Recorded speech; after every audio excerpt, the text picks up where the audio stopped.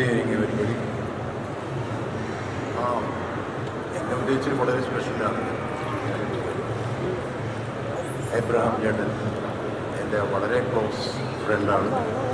ഷീലു ഇതിനെല്ലാത്തിനും പുറമെ എനിക്ക് മുഖപരിചയമുള്ള വളരെ എൻ്റെ ഫസ്റ്റ് സിനിമയിൽ തന്നെ ഉണ്ടായിരുന്ന റഹ്മാൻ്റെ ഒരു പ്രസൻസ്, സയ്യ് ഗ്രൂപ്പ്, അങ്ങനെ കുറേ അധികം എൻ്റെ ഫേവറേറ്റ്സ് ഉള്ള ഒരു സിനിമ. ഒമറിലൊരു എനിക്കറിയാം നേരത്തെ തന്നെ. അപ്പോൾ അവർക്കൊക്കെ വളരെ വളരെ എക്സൈറ്റഡാണ്. ഞാൻ ഈ ട്രെയിലർ കണ്ടപ്പോഴത്തേക്കും ഡെഫിനറ്റായിട്ടും ഒരു ഇനീഷ്യൽ ബമ്പറിനുള്ള സ്കോപ്പുണ്ട്. അത് ഡെഫിനറ്റായിട്ട് ഞാൻ വളരെ സിൻസിയറായിട്ടാണ് പറയുന്നത്. ഇപ്പോഴത്തെ ട്രെൻഡും കാര്യങ്ങളെല്ലാം അറിയാം, പക്ഷെ എല്ലാം ഉള്ള ഒരു സാധനം എന്ന് കഴിഞ്ഞാൽ അതിൽ വളരെ ഡിഫറൻ്റ് ആയിട്ടുള്ള ചെറിയ കാര്യങ്ങളൊക്കെ എൻ്റെ ഒരു എക്സ്പീരിയൻസിൽ ഞാൻ മനസ്സിലാക്കി കഴിഞ്ഞു. എല്ലാം ഹ്യൂമറുണ്ട്, ആക്ഷനുണ്ട്, ഫൈറ്റ്സൊക്കെ പരിപാടികളുണ്ട്, സോങ്സ് ഉണ്ട്, എല്ലാം വളരെ കളർഫുള്ളാണ്. ഇന്നത്തെ ട്രെൻഡിന് പറ്റിയ ഒരു ഓണത്തിന് പറ്റിയ ഒരു സിനിമയാണ്. അത് തീർച്ചയായിട്ടും ദൈവം ഒരു 100 days നമുക്ക് സെലിബ്രേറ്റ് ചെയ്യാവുന്ന സിനിമയായി മാറട്ടെ എന്ന് ഞാൻ പ്രാർത്ഥിക്കുന്നു. Thank you very much. Thank you so much sir for a great response. And yes, listen ചേട്ടാ, എന്താണ് പറയാനുള്ളത്? Good evening to all. വളരെയധികം സന്തോഷമുണ്ട്. എനിക്ക് ഈ സിനിമയുടെ ബിഗിനിങ് മുതൽ എനിക്ക് ഏറ്റവും നന്നായിട്ട് ഇതിൻ്റെ എല്ലാ കാര്യങ്ങളും എനിക്ക് അറിയാവുന്ന ഒരു വ്യക്തിയാണ്. പക്ഷേ എനിക്ക് ഒരേ ഒരു സങ്കടവും ഒരേ ഒരു വിഷമവും ഒന്ന് മാത്രമേ ഉള്ളൂ.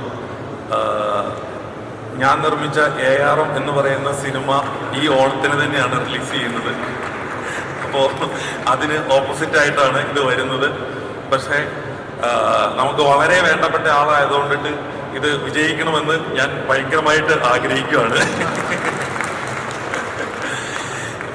ഇനി റഹ്മാനിക്കായ്ക്കൊക്കെ ഭയങ്കര ഒരു ടെൻഷൻ ഉണ്ടാവുമെന്നാണ് എനിക്ക് തോന്നുന്നത്. കാരണം ഇക്കായ്ക്ക് ഒരു ഡിഫറൻ്റ് ആയിട്ടാണ്, ഫുൾ മാസ് മസാലയായിട്ടാണ് ഈ പടം മൊത്തത്തിൽ ഉള്ളത്.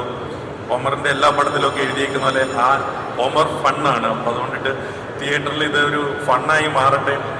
ഒരുപാട് സിനിമ എപ്പോഴും എല്ലാ സിനിമകളും നിർമ്മിക്കുന്നത് ഇറക്കുന്നത് വിജയിക്കാൻ വേണ്ടിയിട്ടാണ്. അപ്പോൾ എല്ലാവരും അവരുടെ പൂർണ്ണ മനസ്സോടുകൂടി ഡെഡിക്കേഷനൊക്കെ കൊടുത്തിട്ടാണ് ഓരോരോ സിനിമകളും ഇറങ്ങുന്നത്. അപ്പം ഈ സിനിമയുടെ പിന്നിലൊരു ഒത്തിരി പേരുടെ പ്രയത്നമുണ്ട്.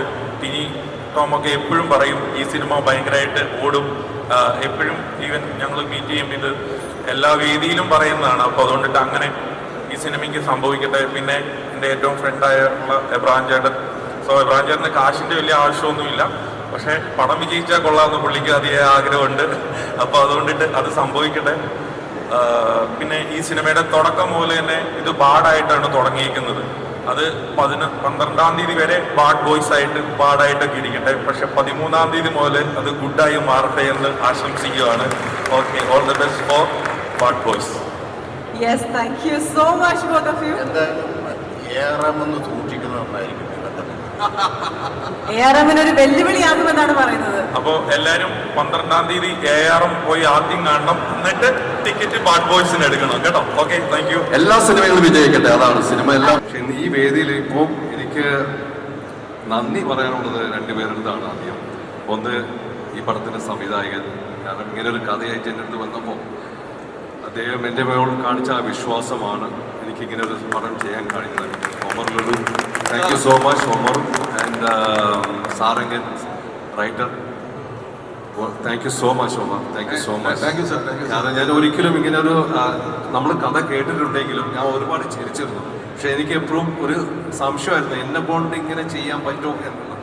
അത് മാറ്റി തന്നത് ഒമറാണ്. സത്യം, ഇത് സത്യം. സാറിന്റെ ടെൻഷൻ മാറ്റാൻ എനിക്ക് ഇഷ്ടപ്പെട്ട സാറിന്റെ ഒരു പാട്ട് ഇവിടെ പ്ലേ ചെയ്തോട്ടെ. ഒരു മിനിറ്റ്.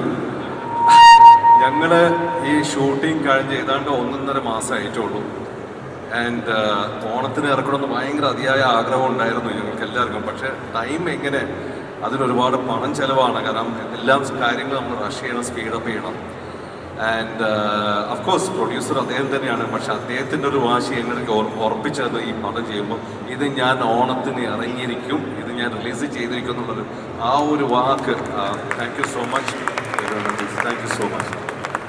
ആൻഡ് പിന്നെ ഈ പടത്തിൽ ഞാൻ മാത്രമല്ല കേട്ടോ, ഈ ബാഡ് ബോയ്സ് എന്ന് പറഞ്ഞാൽ ഞങ്ങൾ ഈ പടത്തിൽ അഭിനയിക്കുന്നവരെല്ലാവരും ബാഡ് ബോയ്സ് തന്നെയാണ്.